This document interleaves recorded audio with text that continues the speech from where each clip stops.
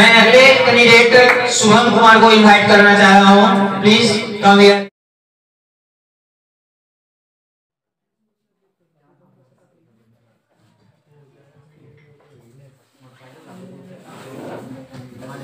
माननीय मुख्य अतिथि एवं शिक्षकगण एवं सभी गणमान्य व्यक्ति, मेरे प्यारे मित्रों, जैसा कि हम सभी जानते हैं कि आज 26 जनवरी है और पूरा देश हर्ष एवं उल्लास से गणतंत्र दिवस मना रहा है। मेरा नाम शुभम कुमार है और आप सभी को मेरी तरफ से गणतंत्र दिवस की हार्दिक शुभकामनाएं। सबसे पहले मैं यहाँ के आयोजक और आप सभी को तहे दिल से शुक्रिया अदा करना चाहता हूँ, जिन्होंने मुझे यह अवसर प्रदान किया। 3 रंग का नहीं ये ध्वज, 3 रंग का नहीं ये ध्वज, यह देश की शान है। हर भारतीयों के दिल में बसा ये स्वाभिमान है। यही है गंगा, यही हिमालय, यही हिंद की जान है और 3 रंग में लगा यह अपना हिंदुस्तान।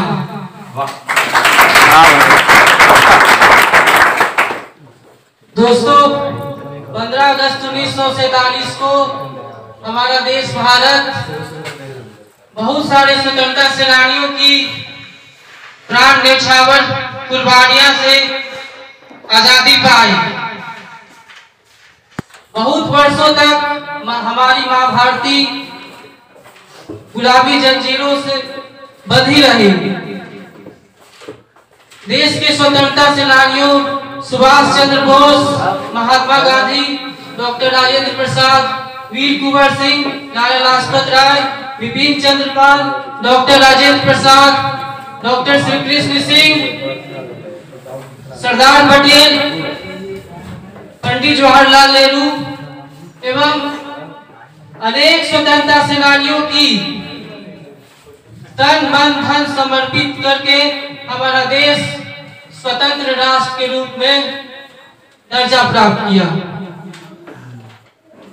हमारा देश भारत आज एक स्वतंत्र राष्ट्र है, तो उन स्वतंत्रता सेनानियों या उन वीर जवानों की बदौलत जो आज हमारे देश की सीमा पर खड़े हैं, मैं उन दोनों को नमन करता हूं।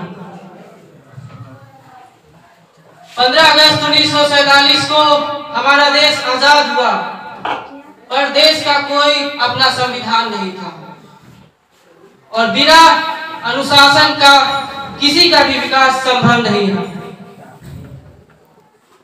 इसलिए संविधान सभा की घोषणा हुई और इसके अध्यक्ष डॉक्टर राजेंद्र प्रसाद चुने गए और कुल 22 समितियां बनाई गई, जिसमें सबसे प्रमुख थी प्रारूप समिति और प्रारूप समिति के अध्यक्ष भीमराव अम्बेडकर चुने गए। भीमराव अम्बेडकर ने 2 वर्ष 11 महीने 18 दिन में भारतीय संविधान का निर्माण कर हमारे देश के संविधान सभा के अध्यक्ष डॉक्टर राजेंद्र प्रसाद को सुपुर्द किया और वह एक खास दिन 26 जनवरी 1949 पर सवाल उठता है कि 26 जनवरी 1949 को भारत में गणतंत्र प्रणाली लागू क्यों नहीं हुई। तो इसके पीछे भी एक खास वजह है। दोस्तों, जब 26 जनवरी 1949 को गणतंत्र दिवस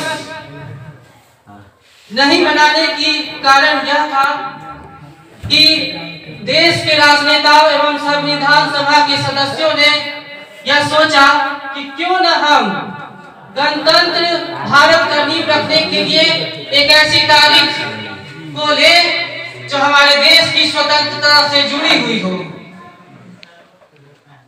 हमारा देश में सन 1929 के लाहौर के रावी नदी के तट पर भारतीय राष्ट्रीय कांग्रेस के अधिवेशन, जिसके अध्यक्ष पंडित नेहरू थे, उस अधिवेशन में पूर्ण स्वराज का प्रस्ताव पारित हुआ। पूर्ण स्वराज प्रस्ताव में यह कहा गया कि 26 जनवरी को हमारा देश स्वतंत्र दिवस मनाएगा और ऐसा हुआ भी। सन 1930 से 1947 तक 26 जनवरी स्वतंत्रता दिवस के रूप में मनाया गया। इसलिए 26 जनवरी 1930 को हमारा देश संवैधानिक तरीके से गणतंत्र भारत का नींव रखा गया और हमारा देश आज मुझे कहते हुए गर्व होता है कि भारत एक लोकतांत्रिक देश है। आज हमारे देश का संविधान दुनिया का सबसे बड़ा लिखित संविधान है और हमारा देश दुनिया का सबसे बड़ा लोकतंत्र है। दोस्तों, इस दिन दिल्ली में राजपथ पर झांकियां निकाली जाती है, राष्ट्रपति तिरंगा फहराते हैं, राजपथ पर परेड होती है और तीनों सेनाओं जल थल वायु सब अपना शक्ति प्रदर्शन करते हैं। सब अपना शक्ति प्रदर्शन करने के बाद राष्ट्रपति बहादुरों के लिए वीर चक्र, कीर्ति चक्र, अशोक चक्र से उन बहादुर वीर जवानों को सम्मानित करते हैं। दोस्तों, 26 जनवरी 1950 को जब डॉक्टर राजेंद्र प्रसाद ने प्रथम बार भाषण दिया था तो उन्होंने कहा था कि हमारा देश में यह आज पहला मौका है जब कश्मीर से कन्याकुमारी और कच्छ से काकीनाडा तक हमारा देश एक संविधान से पिरोया हुआ है। और उन्होंने यह भी कहा था कि यह बहुत शर्म की बात है कि आज आजादी के इतने वर्ष बाद भी हम सभी अपराध, हिंसा, भ्रष्टाचार जैसे बुराइयों से लड़ रहा है। उन्होंने कहा था कि हमें इन सभी चीजों को इस तरह से बाहर फेंकना चाहिए जैसे हमारे स्वतंत्रता सेनानियों ने अंग्रेजों को बाहर फेंका था। इसलिए हम सभी को उनके विचारों से प्रेरणा लेना चाहिए। प्रेरणा लेना चाहिए कि जब उन्होंने बिना संविधान के इन सभी बुराइयों को बाहर करने का निर्णय ले लिया था तो क्या हम आजादी के गणतंत्र के 72वें वर्ष पर भी संविधान के रहते हुए क्या हम इन सभी चीजों से नहीं लड़ सकते हैं?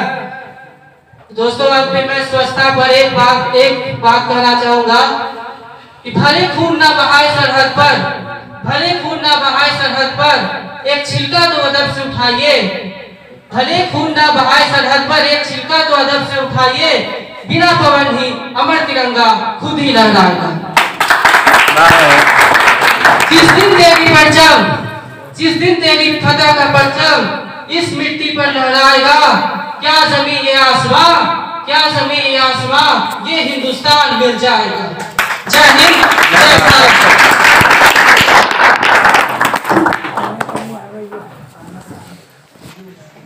बहुत बहुत धन्यवाद।